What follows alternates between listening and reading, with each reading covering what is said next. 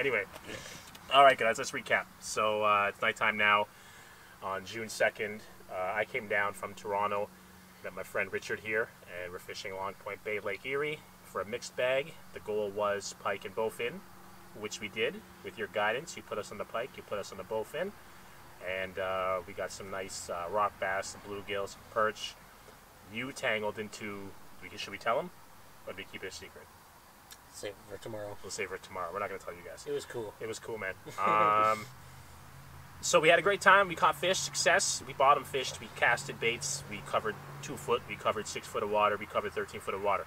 Now, that's the recap. And you know what? We want to do something different.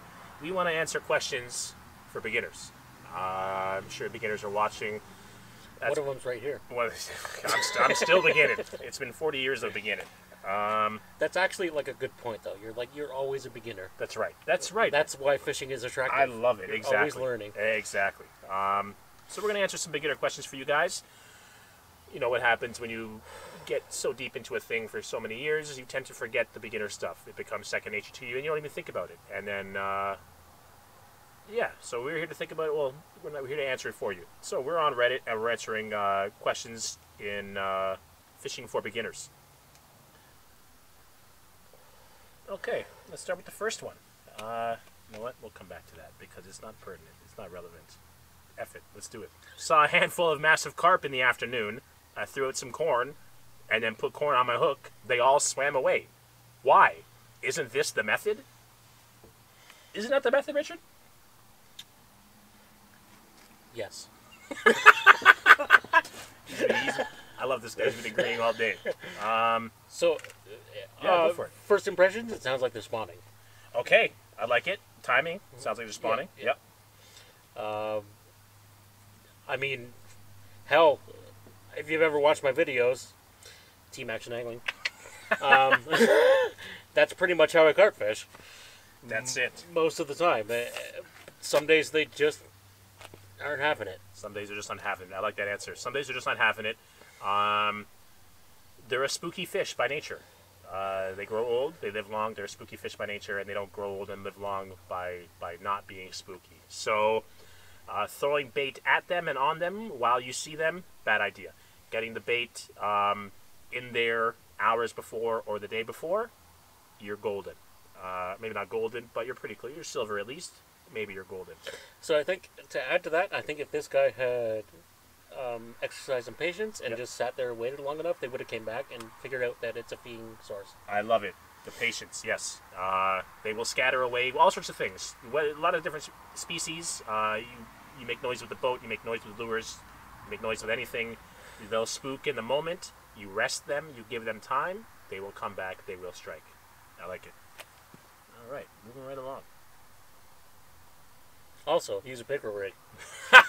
You can't go wrong. The more hooks, the better, really. Okay, this guy needs advice. What's he saying? So I just got back into fishing. Haven't been since I was younger. I go to a lake near me and fish from the shore. There's a lot of weeds, so I use a weedless spinnerbait. I toss my lure near ambush places I think bass will be lurking. I will get bites, but can never keep the fish on the line. How do I know when to yank? Do I yank at all after I feel a bite? I know most people will tell me to start with worms, but I just don't enjoy that type of fishing. He goes on to using lures. He's missing the strike. Spinnerbaits. I'll field this one first. Sure, why not? Spinnerbaits. You feel that you set the hook when you feel the weight of the fish. Once your rod is turning and you feel that weight, that's when you set. Same thing with so many lures. Frogs are like that as well. But spinnerbaits, because you're moving it forward, you generally have, and a bass doesn't have a super hard mouth, you generally have enough hooking pressure force on the retrieve when a bass were to strike and turn away. As you pulling one way, bass turning the other, the hook is set. So all you need to do is not jump the gun. Wait to feel the weight. So, to get a little more advanced, this could just be a freak day where they're short striking, and maybe a trailer hook would have made all the difference. Something, by the way, 38 or 35 years of fishing, I never do. Yeah. But there's a lot of days I wish I did at the end of the day. Yeah. and I went hard in the trailer hooks for spinnerbaits a long time ago, and I had fish on. I brought fish in on the trailer hook several times. So, in fact, when today we were targeting bowfin, and I have been for the last couple of days with buzzbaits, and I just thinking of that right now. Like I should have put a trailer hook on. I probably would have got that one on Saturday. There it is. Trailer hooks. To secure a trailer hook to your spinnerbait, there's two methods. I like having, so both methods involve a large-eyed Siwash hook or just a trailer hook. You can search both those words, and you're going to need some surgical tubing. The method I like is surgical tubing over the eye of the trailer hook, and then the spinnerbait hook through that surgical tubed eye. You like that as well? Yeah. Some people like the hook dangling and trailing, so thread your spinnerbait hook through the eye without silicone tubing on the eye of the trailer, and then silicone tubing on your spinnerbait hook to prevent that trailer hook from coming undone at the top. Some people like that. I don't like it. The reason that we both dislike it, I'm assuming, is that can get fouled up in your bait. Fouled up, and I feel like you get more. The fish has a better chance of leverage. If those hooks bend just the right way, you tear that hook right out. There's also a thing that I have invented called a swing hook for a spinnerbait. We're not going to get into that right now, but basically the hook is free roaming on the back of the spinnerbait as it is. I will show you tomorrow. Okay. I'll give you one actually. Okay. Yeah, I made these. This sounds exciting. For that specific situation, we don't want to use the trailer hook because, you know, where we were fishing today, all the weeds. Yeah. Trailer hook is awful in the weeds. Okay. Yep. So that swing hook, it gives them just a little bit more leverage when it's free swinging, and you get better hookups in that short strike situation. Okay. Very good. We'll see that tomorrow. We'll check that out tomorrow. Oh wow, here's a good one, Richard. This might be for you. How do you use a pickerel rig? Yeah. Oh, yeah. Richard, how to fish for walleye in July, 20 to 30 feet deep? Worm harness. Worm harness. Over. Done. Done. I'm going to go with pickerel rig. Yes. Off the side of the boat, Yes. You're catching fish. Done ski. No. Honestly, if you want to get a little bit more advanced with worm harnesses, which I'm not very advanced with them at all, but yeah, July, I do that a lot. I drag worm harnesses a lot. So it's speed 3 on the trolling motor, which I've worked out to about 0.8 to 1.1 kilometers an hour. That's how fast I'm dragging them. So if you were to cast that same bait, what you're going to want to do is drag it, or say it's a crankbait, it's going to have to be about a foot off the bottom. Slow retrieve. Very, very slow retrieve. And it's killer. Killer in the summertime when they're just kind of lazy. I like it. And I'll add that the average human walking speed is about 4 kilometers an hour, approximately. So, troll your harness at about 1/4 speed of what you walk. I'm going to go bad cop on this. How to fish for walleye in July, 20, 30 feet deep. Talk to us, man. Are you fishing 20, 30 feet deep, over 100 in Lake Erie, you know, with a thermocline set up and fish are feeding on pelagic bait fish? Or are you fishing, are the walleyes on bottom at the base of a 20, 30 foot drop off in a shield lake, or, you know, some plains lake in Idaho or Iowa or whatnot? I feel like I cannot answer this question. I feel like... It's true. There's a lot of factors. Yeah. So you could be... To me, it sounded like he's fishing in 20 to 30 feet of water. Okay, right. Yeah, for sure. Troll worm harnesses. Get some dipsy divers out there. Get some deep running crankbaits, wally divers, reef runners, that sort of thing. If you're trolling big water, if you're jigging, if you're fishing like a shield lake at a drop off at 20, 30 feet, get on top of them if you can, and maybe throw some live bait jigs down there. A nice nose hooked fathead minnow on a 1/8 ounce jig, chartreuse, banging. You want to just give away all my secrets tonight? Mr. Twister. Hey, straight up. Mr. Twister, you get it down there with the right size jig head, which will depend on where you are. Generally, 1/4 ounce is a pretty good bet.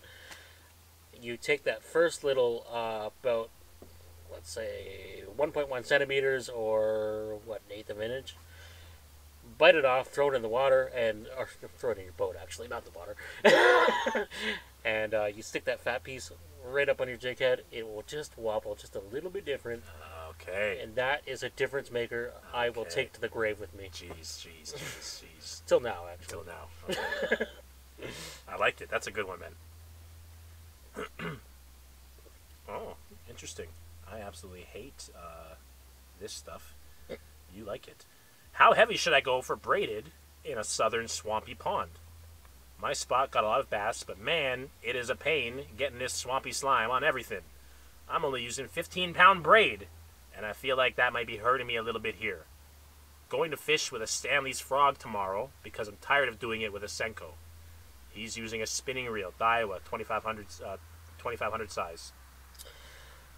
Okay, well, the spinning reel changes it a little bit. On my bait casters, I will run 50 pound.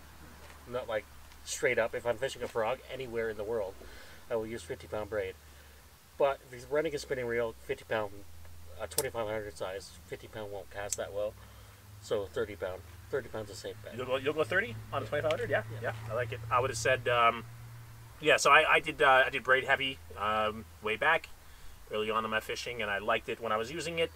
Thin, far cast, sensitivity, blazing hook sets, you name it, all that great stuff. Cutting through weeds. But since there's other problems with braid that I don't like, that I've since gone fluorocarbon everything. But when I was using braid, my 2500 size reels generally got 15-pound braid, and I would go up to 20. Me personally, I wouldn't go up to 20. I wouldn't go beyond 20. But 30 is thin. I don't see why you couldn't do 30. It was like before this year, I had never even owned braid that was under 30 pound. Because the first time, well, sorry, I had once. Because the first time I tried 15 pound, it was just breaking off. Again, where I fish, it's all weeds, and it gets worse and worse than it is right now. And so, 15 pound, it was just breaking off. If I got a bass over 3 pounds, really gone. Interesting, very interesting. Okay, there it is. 30-pound braid on 2500 spinning reel. There it is. What do we got here? What do we got here? Brand new to fishing, but wanting to learn. Hey folks, I'm looking to get into surf fishing. Oh jeez, but don't really know where to start. Yeah, me and you both, brother. Located in the Bay Area. I can't help you. I can't help you with surf fishing for surf perch, stripers, halibut, rockfish, and lingcod. I can't help you there. It's pretty straightforward. It's big rod, big reel. I mean, look for one that says surf fishing on That's it. really it. That's really it. And really heavy weight, and you cast it as far as you can, weigh it in as far as you can, and cast it as far as you can. Stick it in a rod holder, and generally those particular species are just going to take it and run. That's it. Yeah, I mean, fishing really is fishing across species. Really, your gear changes. Your gear gets upgraded or downgraded, but the tactics, the techniques are universal, man. So if these are bottom feeding fish, look at your, look at your standard bottom fishing rigs. Look at any general bottom fishing rigs that you might find on Google or magazines or books or whatnot, and just increase the weight. Increase the hook size up to a point. Smaller hooks are generally better. The smallest you can get away with is generally better. Increase your weights according to what the rod says. If you buy a surf rod, it says 2 to 8 ounces. Then you're using 2 to 8 ounces. It's really that simple, man. Yeah.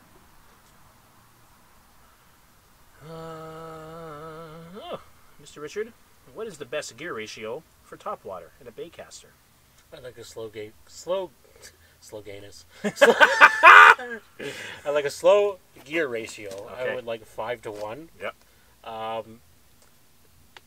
Depending on which topwater you use, immediately my brain is going to poppers or like a jitterbug or something, and the slower it works, the better it works. And also, when you set your hook, treble hooks, you're not going to be yanking way too hard on them and rip it out of the fish's mouth. I like it. So I was going to ask you. Yeah, I was going to ask you if it's a cranking thing, a power thing, or if it's a forced slow retrieve thing.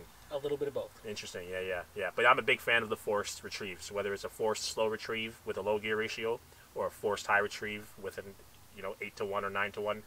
I'm a big fan of forced retrieves in that regard. And generally, none of us have a problem with reeling fast. We all have a problem with reeling slow. Mm-hmm. So to buy a reel that forces you to reel slow, I like it. Yeah, I like it. 5.3, 5.8 to 1 is the general low ratio. Yep. Yeah. I've never seen a 5.8. I got you. 5.3 is what I right. Use. Yeah. Okay. Our fish aren't much different from central North Carolina, I don't think. Skunked for weeks in central North Carolina. What's going on in central NC? Hi, all. I'll send you a pin. That's an inside joke. Hi, all. I've tried various lures, times of day, live bait, fishing at the bottom, Texas rig, and top water with bobber. And have excuse me, Okay. and have also tried spinners. I even found a pond that is stocked with catfish, and I saw a lot of sunfish by the edge today. Getting a few bites and seeing the bobber get dragged under, but not able to hook anything. A lot of waiting with nothing going on also. Any tips? So he's got catfish, he's got sunfish, bobber going down, not hooking up. A lot of variables here. Specifically for the catfish, circle hook, and just let it go. Just open your bail and let it go. If you're not getting them, waiting the normal amount of time, let them go 2 minutes if you have to. Let that bobber go. That's it. And then crank. And circle hook will generally not gut hook them. Sometimes it does, but rarely compared to a regular hook. And just start cranking and That's it. don't set the hook. That's it. So if you don't know, circle hooks have a different design point, and they're designed to turn in a fish's mouth. They do the work for you, basically. There's no, I don't know if there's no setting of a hook on a circle hook, but that's my understanding. There's no setting whatsoever. No. So you don't set a hook on a circle hook. The hook itself rotates in a fish's mouth and catches as the fish pulls away and tries to leave with the bait. So circle hooks, you don't have to worry about setting. The hook does the work for you. I like it. Getting a few bites and seeing the bobber get dragged under. Maybe your bait is too large and or your hook too big or too small, right? Maybe your bobber's too large. Maybe your bobber's too heavy. Okay, your bobber's too large, too buoyant. So match your bobber to your bait size. You want it, depending on the amount of wave and the amount of chop, you want it just barely floating there. If your chop is heavy, you're gonna have to lighten your weight up. But a slight pull down of the lure should sink your float. Balance your float and your lures. Very important. And then match your so sunfish. If you have a large dangling 2 or 3 inch worm, they're going to take the tail, and you're never going to hook up. Shorten that down to 1 inch, 2 inch at most, but 1 inch is good, 1.5, something like that. A hook about the same size, not too much dangling off the end, and you're going to get your sunfish. You're going to get your bluegills and that sort of thing. Or head on over to Nick's Handmade Pan Fishing on Facebook and buy yourself some waxies. They eat them every time. The waxies work, man. Slappies. Oh, no. Wait. Slappies don't exist yet. They don't exist yet. The waxies do exist. I watch your videos, man. The waxies are catching fish. The waxies are catching all sorts of fish in all sorts of conditions. I'd love to see it. It's good. Get some waxies. Like, straight up, next best thing to a worm. I believe, yeah, man. I agree. What are we at here?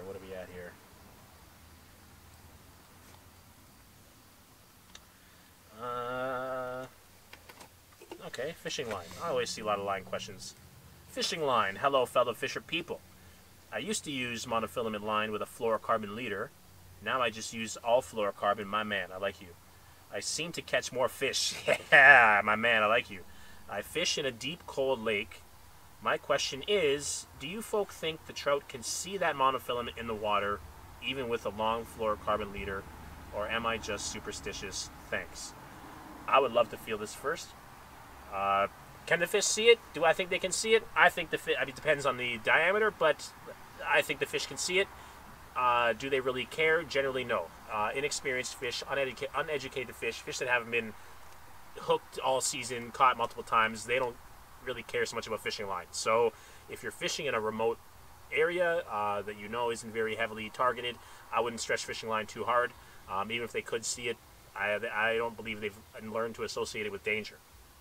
Now, moving on to a pressured lake, absolutely fish associate the line with danger. They may not have a word for it. They may not call it fishing line. They may not know that it attaches to a human in a boat on the other end, but they know that this thing attached to the lure, making vibrations and whatever it is, they know it's dangerous. So it's unnatural. It's unnatural. So by absolutely scale down when you can, when you have to. So first off, I don't really even think that's a question. You're doing well. So if it's working, use it. Okay. But the reasoning, I think, that your fluorocarbon is working better than your mono at deep depths like that is fluorocarbon doesn't stretch Okay. as Okay. much. Okay. As much anyway. So you're just feeling the bite. So it may not be. Yeah, it may be more bites. It's just you're just hooking up better. You're feeling them. Yeah, Yeah. yeah. Interesting. I like it. I like it.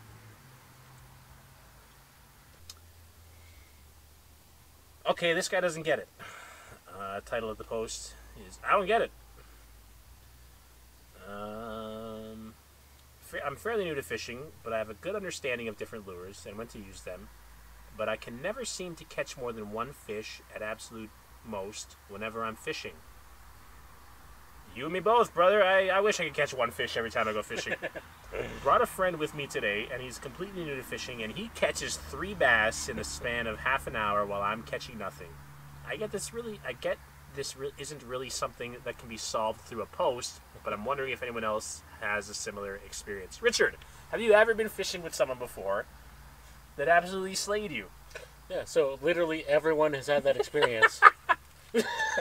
Yeah, this is fishing, man. Absolutely. My daughter is severely disabled, and her first 2 fish were a warmouth and a gar, which I Wow. spent years Wow. trying to catch both of those things. Wow, that is. I still haven't caught either of those. Wow, that's insanity. Yeah, so that just happens, man. That's fishing, man. It's just luck. Part of the, top lures, do all the studies, or you read all the books. It doesn't matter. The luck still applies. Sometimes you just get lucky, and that's it. And sometimes the fish are on one lure. That's another thing, too. I don't know if that's luck or what that is, but sometimes, man, the fish are just on one lure. And Sometimes, I'm gonna assume they're bass fishermen. Sometimes inexperience actually helps because you aren't working the lure the way you want it to work. You're just throwing it out there and letting it do, Yep, basically. yeah. Yeah, man. Overthinking, man. Yeah, my line is too thick. Oh, the wind is wrong. There's 7 too many raindrops in the sky right now. Absolutely, man. The beginner's naivety, the beginner's intuition, whatever you call it, man, for sure. Yeah, that's fishing, man. Yeah, get used to it. Still happens. 20, 30, 40 years fishing later. All right. Okay. Mr. Richard, how long before you recast? I usually reel it in and recast it about every 10 to 15 minutes. Is this too short? I am fishing for panfish, hybrid bass, and cats, using worms, livers, and cut bait. 3 variables there. Panfish, much quicker than that. I mean, I'm going 45 seconds before I'm casting it and trying to another spot. I like it. Hybrid bass, very little experience in that. We were just talking about them today. It was Right. like years ago I fished them.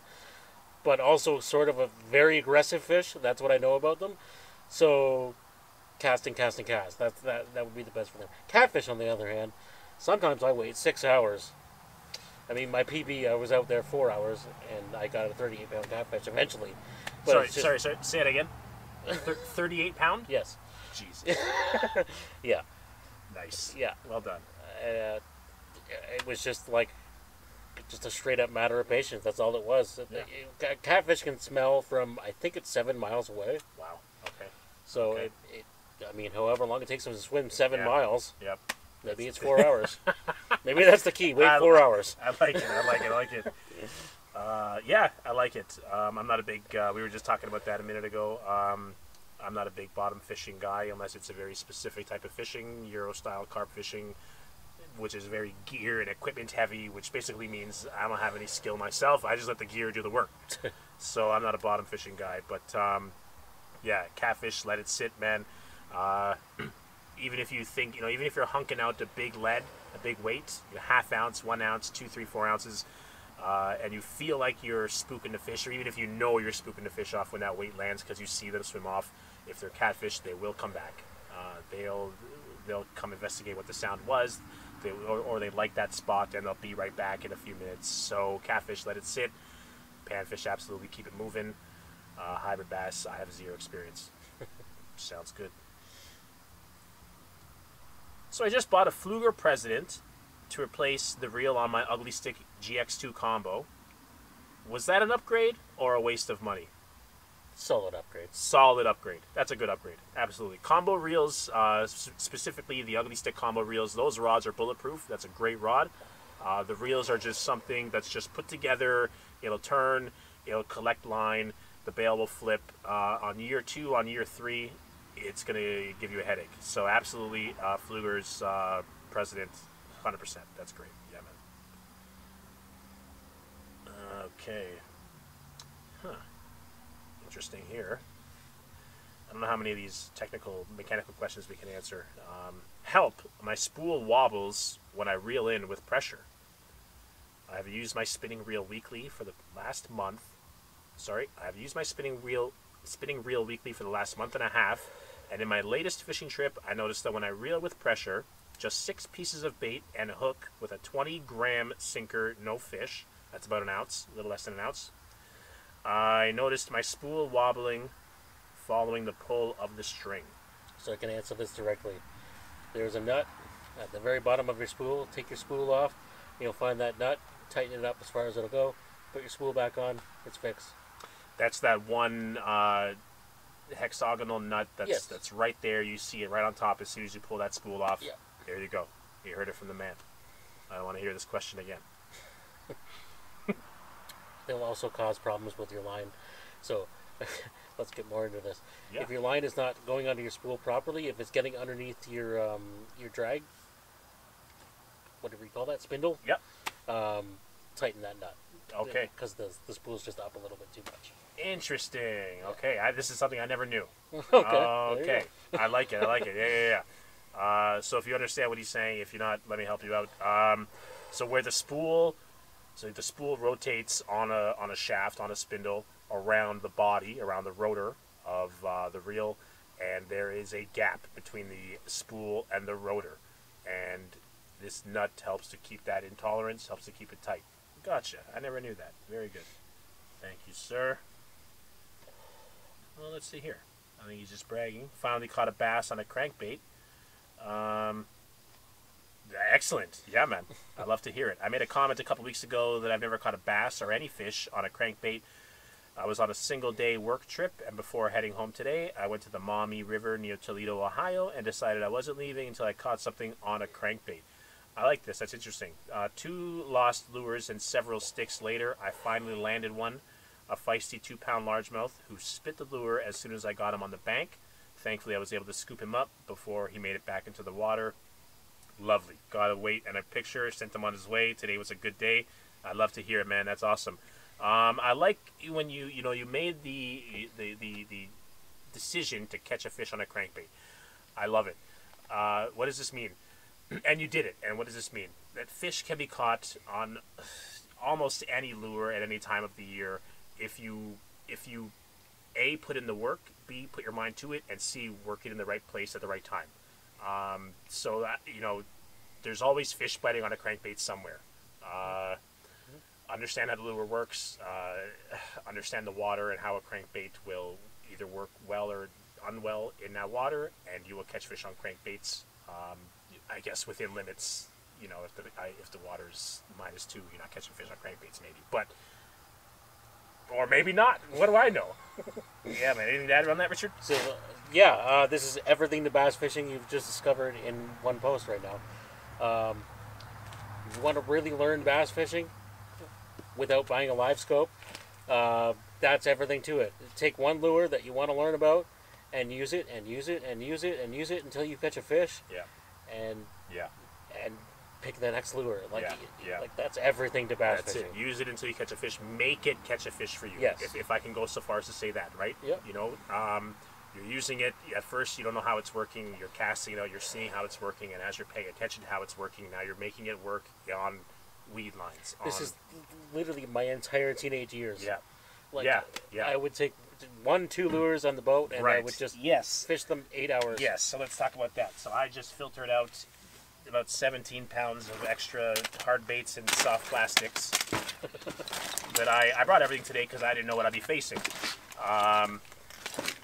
And I've since narrowed it down to half of that after one day and sort of identifying what we have out there. But in my younger years, I would go fishing with a 3600 box, like this, and all of my days lures were in there.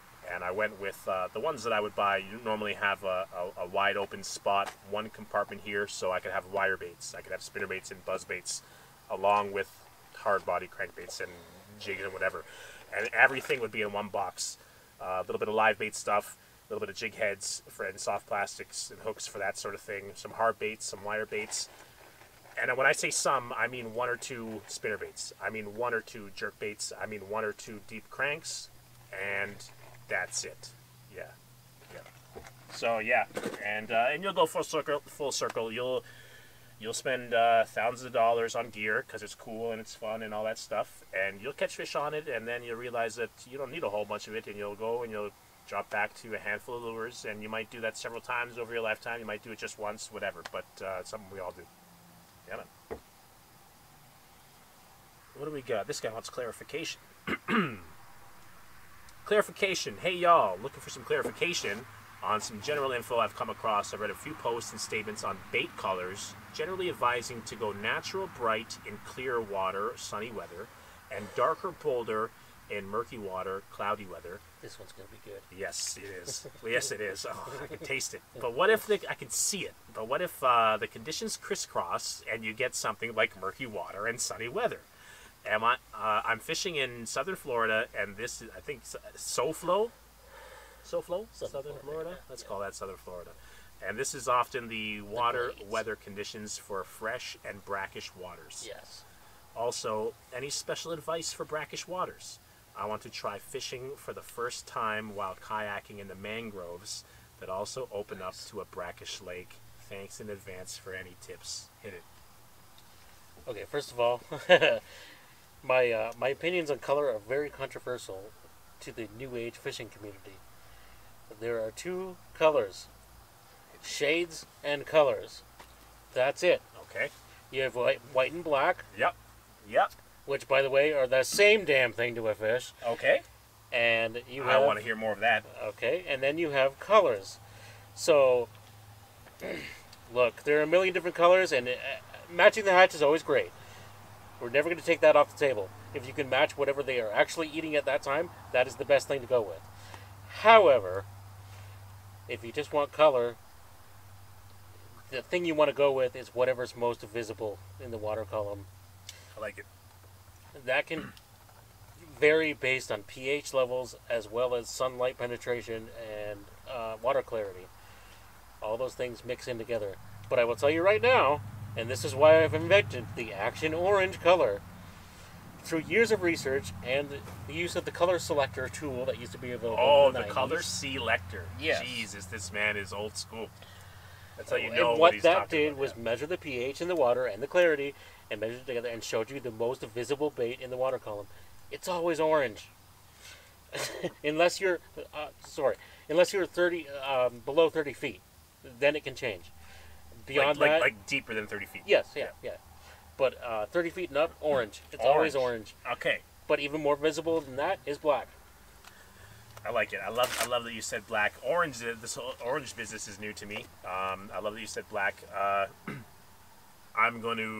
love the simplicity and what you're saying, and I agree. I like the direction of the orange is the most visible. I agree that but often there's one most visible. I'm interested in your research into that it's orange. My textbook brain wants to believe and parrot that the most visible color is white because it reflects the most light to it. Yeah. Can I just yeah, jump in. Muddy water. Okay. We're gonna go with match the hatch versus the shade thing. Catch any fish in really muddy water. What color does it come out? Pale. White. It's white. Yeah. It's white. Yep. White. Muddy water. Always use white. That's it. The end. Interesting. Wow. That's a mind f because muddy water to me has always been, and I'm not a very big muddy water guy, so don't listen to me. But muddy water for me has always in my mind has always been chartreuse. No, black. Okay. Contrast. Well, that's also good. Okay. That is also good. Okay. Yeah, pale fish. The bowfin we're catching today, pale. Any fish you catch, the rock bass were pale. So this leads into another story versus white versus black, and again, it's a depth thing.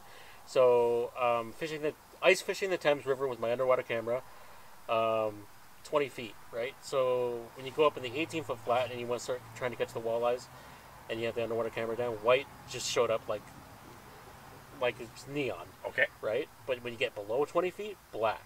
Interesting. It was the only thing you could see in that muddy water. Yeah, okay. And the black was the only thing you could see. Yeah. Yeah. I like it. Yeah, man. So let's get across. So so he wants to know about all these. I've heard it all. You've probably heard it all before too. I've heard it before. Use the light colors in the light days and use the dark colors in the dark days. But what if you have a mix? What if the water is muddy but the sun is bright? So don't worry about old wives' tales and old fisherman tales, man. The colors you need to have, and I like Richard's advice. So the colors that when I used to work in the shops, the colors I told people to have the first before you consider anything else is get your whites and get your blacks. Once you get your white and your black, what I would say is add in a chartreuse and greens, and then I would say talk about your oranges and your browns. Richard is saying orange first before white and black, or white and black white and black first, and then orange. No, I'm always a white guy. Okay. I mean, straight up, know what I'm saying? No. Yes. No, I'm always the first thing I throw is white. Right. It's just the most natural. Yeah. I mean, even if it's clear water, even if it's clear, they're hitting it, man. It's sort of like a shiny thing. It right? is. Yeah. You know? Yeah. So yeah. But from there, the next thing I'll do is orange. You go orange from white. Yeah. Gotcha. Yeah. Okay, so there it is. So, and you ask a bunch of other fishermen, you're going to get white and black a lot, and you're going to get a toss-up between oranges and greens and chartreuses. So get your whites and blacks, get your oranges, get your chartreuses, and the rest is designed to catch you and take your money away from you. That's all. Let the fish tell you, right? What if it's whatever day? Start throwing some lures and experimenting. If you can go fishing with a buddy, even better, because you can double up your presentations at a time. One person throw one color, other throw another. One color's hitting, boom, you're all switching. Also, another thing, a lot of times, color has nothing to do with it. You just think it does. Yes, I love it. Yes, that's why I came down here to hear you speak. Because you know, color is the last thing, man. Sometimes it's the thing. Sometimes it's the thing to switch it on or off. So rare. But it's so rare. Color is the last thing. Get the right size bait. Obviously, location. Be in the right place for the season, for the fish you're going after. You know, cadence. Yeah, that's it. Your cadence. Get your speed. Get your depth. Get your size. Color is almost irrelevant, and a lot of times it's irrelevant. Sometimes it's very specific, depending on the species. Mm-hmm. Yeah. Okay. Lures for starters. Great question.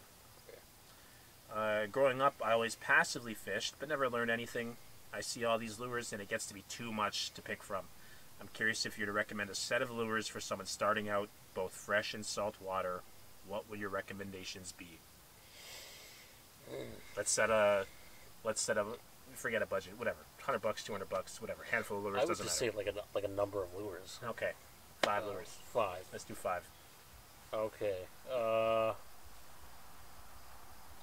Okay, so if we like soft plastics, like jig and whatever is one thing, right? Yeah. Okay. Yeah, we're not nitpicking here. So swim bait. Swim bait. Okay. We have 2-inch swim baits. We have 12-inch swim baits. Talk to me. We have hard. We have soft. 3-inch. 3-inch soft paddle tail swim bait. Yes. 3-inch soft paddle. What are you catching on that? Anything that Across swims. the country. Anything. Anything that swims. Yep. Literally. Yeah. Maybe not carp, but it wouldn't surprise me. Actually, no, I've done it. Actually, so There it is. And I don't know what happens down south, but in the north, up here in Canada, and you once you start getting into Manitoba, especially, they're meat eaters. You see it all the time. They're eating fish. So that's an interesting thing. Yeah. Okay. Swim bait. 3-inch swim bait. Oh, God, it's such a loaded question. Like it is, man. To pick inline spinner. Okay. Inline spinner is the classic. And I would again go probably number 3. Number 3 will get you the small fish and the slightly larger fish. Okay. I mean, Number unless 3. you're fishing tarpon, you're Right. probably pretty good with the number 3. Gotcha. Number 3 spinner. Okay. Silver. Let's just narrow it down. Silver. Yeah. Number 3. What and what color is your swim bait? White. White. Of course. That's right. That's right. We just talked about it. Okay. It's like an age-old question from years and years ago, but you just can't answer it. You just can't answer Like it. Let me get in here a little bit. Let me say, because obviously two great choices, and I can see you're stuck. What I would say next is, maybe not you're not stuck, but what I would say next is, instead of saying, let me choose 5 lures or the remaining 3. Let me choose the remaining 3 lures. Now we've got 2 solid choices in the spinner and the swim bait that are multi-depth, multi-speed, multi-species baits. What I would do now is, at the very least, or the very foremost, I would pick 3 depths that I want to cover, and I would buy a lure for each of those, and I would choose a depth on importance to me. And if I'm fishing shallow twice as often as I'm fishing mid-depth, then I'm going to pick 2 shallow lures instead of 1 mid-depth lure. And that's what I would do. So I would go a shallow lure. I would probably go, you got a swim bait. You've got, I'll go a soft jerk. Probably a 6-inch white. You're going to catch tarpon on the mullet run in Florida. You're going to catch bass in Okeechobee. Yes, no? Talk to me. I'm just talking about the tarpon. I'm just talking about what I've seen on video. I've never fished Florida in my life. Well, yeah, I mean, tarpon are pretty dumb. Okay, yeah. If it's big and it fits in their mouth, they'll eat it. Got it. Okay, sounds good. Sounds good. Okeechobee? Yeah. I don't know about that. Okay. Oh. It's a probably the hardest water body in the world to fish for bass. It's very specific, right? Shiners. Live shiners, and so. Well, you don't have to do the live shiner thing, but you have to represent a live shiner. Okay. Okay. So, I mean, that's one place in the world I would probably go out and buy that $70 stupid swim bait from Japan. Okay. Because that's the only thing that looks just like that. Interesting. Yeah. Okay. Yeah, this is such an able question. It's 5 lures: spinner bait, spinner, soft swim bait, jerk bait, 4 to 5 inch, and weedless jig. But it's like, are you just bass fishing? Like that's right, man. Right? To cover all this, to cover everything from. It's impossible. It's literally impossible. It's impossible. Solid choices, though. Tell you what. Split it in half. Get let's call it 6 lures. Get 3 fast or relatively fast horizontal lures: swim bait, jerk bait, crankbait, spinner bait, whatever spinner, and get 3 low and slow lures: jig, tube jig, jig and plastic. It's all the same word for the same thing. So, freshwater, Mr. Twister 3-inch. Saltwater, Mr. Twister 6-inch. There it is. Exactly. Done. Exactly. Just size up. That's it. 2 lures and you're fishing. I liked this one. Let's see if you like it too. Serious question. How do bass break my knots, but getting stuck and pulling around in a log doesn't? Is it my knot type that needs to be changed? Better line? Skill issue?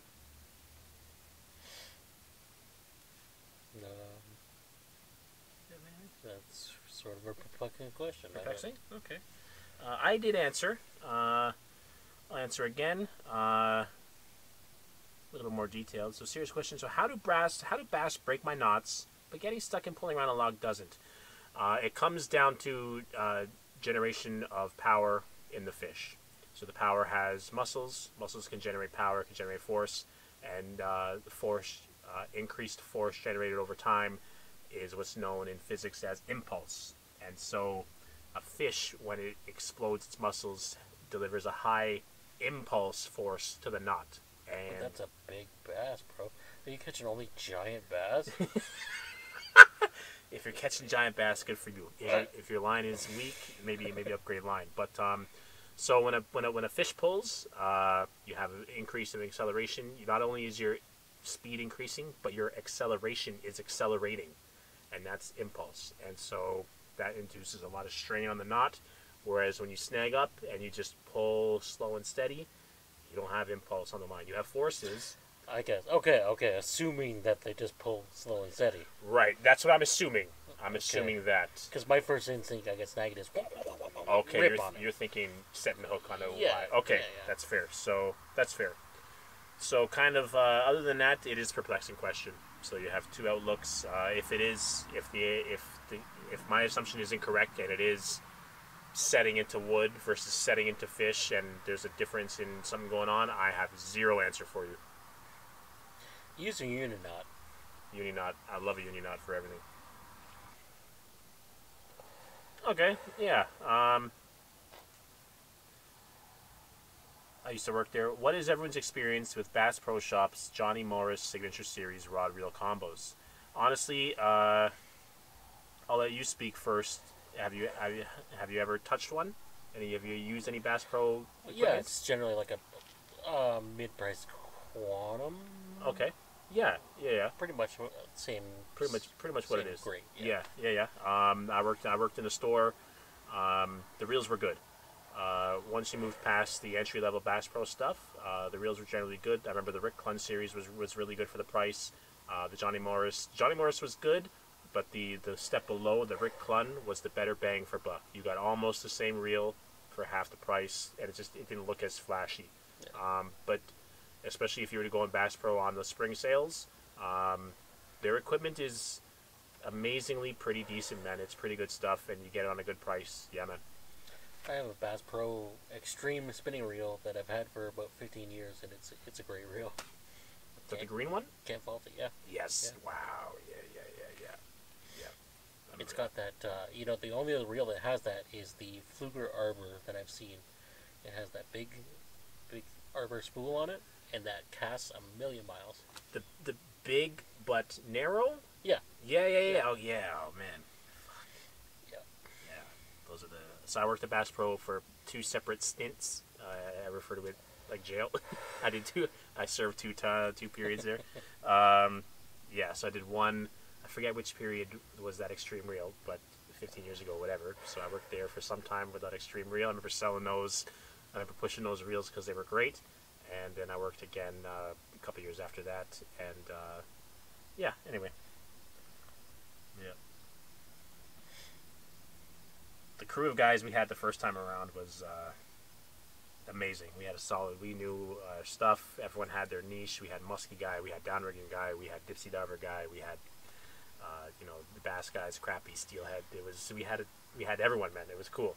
And then when I went back to work again the second time, we had a couple of the old timers were still there. We still had some knowledge and some skill, but we just had some just general sort of retail workers, right? Just stock the shelves, man the cash, that sort of thing. So you could see the knowledge, the quality decaying, and that was corporatization. Yeah, man.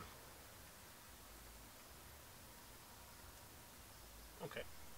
What's the difference, and what would be best for me? I'm in need of a new spinner rod combo, as I only have a bait caster now, and I'm struggling on what I should get. I'm a beginner, and have only really been targeting bass, panfish, and carp, and northern Utah makes that a little challenging. So he's in northern Utah, wants bass, panfish, and carp. I don't really know the difference between these 3 other than the size. How do I know which one would be the best for someone beginning and only really going for smaller fish? And so he's got some combos up here, and I'll post these up on the screen and I'll show you Richard. And let me just get a screenshot so I know where to come back to. So he's got a 6'6". He's shopping at a brand called Proficiency, which is like I think it's like an upcoming entry level fishing company. Yeah. He's looking at a 6'6" Stream Queen, pre-spooled with 8 pound. Doesn't say anything of weight. So 6'6" with 8 pound. Then we have the 34-inch fiberglass, rated for 6 pound. And don't pick that one. Yeah, that's terrible. Do not pick, my man. Do not pick these gimmicky 34-inch fiberglass. Fiberglass is a very all rods used to be fiberglass at some point because it was the material at the time and it was cheap at the time and it made the most sense at the time. Nowadays, fiberglass is one of 2 things. It's either utter crap because it's not designed to fish with modern methods and lures and the amount of resistance they have, or it's a very specialized sort of crankbait type rod, and it's very specialized, certain guides and all these things, and you can get into some very high-priced fiberglass cranking rods and these sort of things. So If you're not stay away from fiberglass if it's not one of these high-end rods, is what I'm saying. In today's modern Just era. stay away from it. Yeah. You sound like you're not going to be specializing in anything. I don't mean that as an insult, but you're not going to be specializing in just using one specific lure. Yeah. Just avoid it. Avoid fiberglass. Yeah, no fiberglass ever. Okay. And that 34-inch length, that's a nice fishing rod. So be wary of the marketing. They on the site here, they claim it as it's a great for skipping around docks. So some marketing asshole watched one video and said, "Oh, skip around." Some pro said use a short rod to skip around docks, and this guy took it to the extreme and said, "Well, hey, what's the shortest rod out there? It's ice fishing rods. Let's throw a reel on it and say it's a skipping rod. Do not fall for this crap." Yeah. So we got that. Here we got another 6-foot fiberglass. Say it again. No fiberglass. So your choice, sir. Option number one. Number one is that 6'6", 8-pound. It doesn't tell us the weight, but it probably handles. I'd say it's medium, actually. Medium, 1/8 to 1/8 to 3/8 or half ounce in that range. That's your combo. Yeah. And it's a solid choice the rest of your life. Yeah. You'll probably like that rod better than any one you ever buy. That's it. The 6'6" medium, and again, if you find the line rating to be somewhere between 6 and 10 or 8 and 12 and in that range, and it's a 6'6" medium, you're going to catch so many. It's going to be so versatile. You can do panfish on it. You can do bluegill on it, no problem. You can cast out your float and your little 1/16 ounce jig, no problem. You can throw some shrimp on the bottom for bowfin. You can get a catfish in there and still have a hope of getting them in. You can get a carp in there, if it's not too snaggy. It's bass, you're throwing lures without a problem. You're throwing pike lures without a problem. The smaller pike lures, you're throwing without a problem. Yeah. Yeah, man. Yeah, the 6'6" medium. Okay. This is an interesting one. I caused a kerfuffle in this group about this piece of equipment. Anyone here start with spin cast reels? I hate these things. We'll get into this a little bit more. Curious to hear what you have to say. As a kid, I started fishing using spin cast reels my granddad had, as I was too young to master bait cast reels yet. Going after bass, we never used spinning reels except on ultralight tackle, which I also didn't yet use as a kid. Just curious who else started on spin cast, or if you still use it for whatever reason. Did you ever use spin cast? I did. Mm-hmm. So there is such a thing as a good spin cast reel. I agree there is. Most of them are just complete junk, though. Also true. Very true. Absolutely true. Fishing as long as I have, I do not see a need ever for a spin cast reel. If you know how to use a spinning reel or you know how to use a bait caster, there is no point in going back.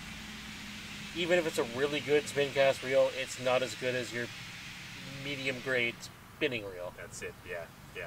But my mother, she's 60-something years old now, and has used a really good spin cast reel all her life, and generally always outfished us. That goes back to the newbie question. Okay. But yeah, I like it. she always did very well. I think it was a Zebco Rhino. I was gonna say the Rhino. Yeah. Zebco Rhino was a solid one. I remember that one from Bass Pro. Yeah. So, the spin cast reels. So I caused a kerfuffle on this group because I answered a question and I said just stay away from spin cast reels altogether. They tend to break and they're not worth the hassle. So the vast majority of spin cast reels are shit. They're not up to anything. They have crap line. They induce so much line twist. It's just headaches. So there are some good ones. The Zebco Rhino, Zebco 202. And in 303, I believe. Okay, 303. Yeah, 303. Yeah, and the Daiwa one was good as well. I remember playing with the Daiwa one in shop. The Daiwa one was good. Having said all that, a spin cast reel does what a spinning reel does, but poorly, but worse. Yeah. Spin cast is great if you just want some accessibility. Just push a button and you're fishing. It's great. You have some mobility issues. Spin cast gets you fishing by all means. I think as far as for kids, I think if they're capable enough to flip a bail, as soon as they're capable enough to flip a bail, get them on it. Get them learning that. Spin cast is going to cause you just headaches, line twist. Line gets tangled up in the mechanism inside because it's very nasty in there once you take that cap off. Stay away from this. If you don't need one because of mobility issues, stay away absolutely. What should I use as bait for sunfish and bluegill? A worm. Worm. Nix waxy. Sorry, should have said Nix waxy. Thank you. That's what I was waiting for. Yeah, those waxies catch, man. They're catching. Check this man's videos. Team Action Angling. Waxies. He's catching brook trout, carp, bass, chub, catfish, Pike. I mean, like literally anything. It's all on there, man. I have worked hand in hand with Stephen and Nick Robertson of Nick's Handmade Panfish Jigs for a long time, and they keep on bringing out new baits. Good for them, and they all work. I mean, don't get me wrong, but I told him the last time I fished with him, we were fishing crappies, and I was, of course, hammering the crappies on the Nick's waxies, and he was using some of his other baits and wasn't doing as well. And I said, I don't care what the next design is you come out with or what the next color is you come out with. You're never going to beat this. Very good, very good. Yeah, very good. I just had a thought in my head. Question that stems from a little bit from carp fishing and something that was posted on here earlier. The young fisher person doesn't want to touch worms, wants to catch fish. What can they use? A Nix waxy. Yes, I like it. Yes, perfect. Corn, too. Corn catches. Yeah. So my mind immediately went to the grocery store, and my first recommendation was strips of bacon, little bacon strips. Bacon strips are great. You're going to get panfish on them. Your bluegill, your sunfish are going to strike. Your perch are going to strike. That's an expensive choice nowadays. Yeah, just snag a little piece out of the fridge. When I was a kid, I used to snag a little piece of bacon out of the fridge and go hide behind the curtains and eat raw bacon behind the curtains. Cold cuts in general. Okay, yeah, cold cuts, okay. And shrimp. Yes. Yeah, I'm a firm believer in shrimp after today. Watching your videos, I knew shrimp was good. I've never used shrimp before in my life. So, shrimp, let's go into that. I was introduced to it from a buddy who really didn't fish that much. And at first I laughed at him every time he was like, we should be floating shrimp here. Laughed and laughed, and eventually he got me to try it.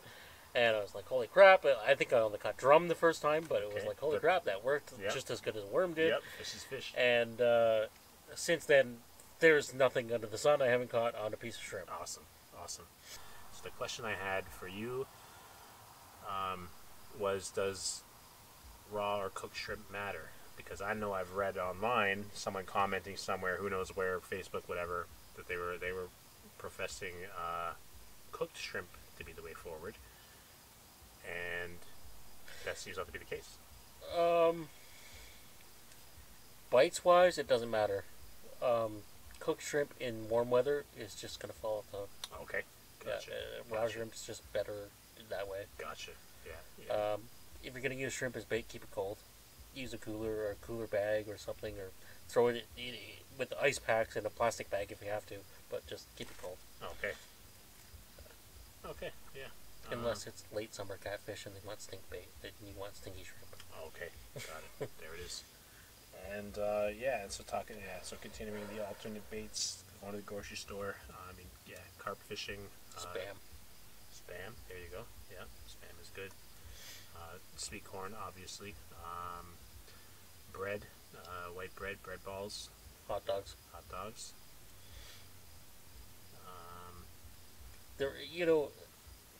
There isn't much in the grocery store that won't catch a fish. Yeah, that's exactly it. It really comes down to getting on the hook, right? It really comes down to that. Yep. And actually, a cool way to keep things on a hook is with mesh bags. And so we use the mesh to wrap up eggs for the steelhead. That gives me an idea for tomorrow. Okay. Unrelated. Okay. And you also find mesh bags in use in the UK and European carp fishing, when they like to put some weird materials, usually maggots or something loose, like a loose bread. They'll put it in a bag, like we put roe into a bag, and they'll fish it on a hair. So consider mesh materials, bag materials, roll mesh, or if you're if you're searching on a UK or European tackle shop website, you might search hair mesh or bait mesh or something like that. And stuff anything in there, man. Stuff your tomato sardines in there. Stuff your oysters, baby clams in there. Stuff your spam. Stuff your hot dogs. Scallops. Scallops. Yep. Yep. Scallops are great. They're a sweet, greasy meat. Okay. They won't just stay on your hook though. Like Okay. it has to be in the mesh, but Okay. yeah. Okay. Probably. I mean, if you're both in fishing, better than shrimp. Really? Yeah. Nice scallops down there. All right. I like it. All right, man. I think it's bedtime. Okay. We're pretty close. Yeah. All right, guys. Day 2 tomorrow. Long Point Bay. We're gonna get after it. Take it easy. Papa poo poo poo bow.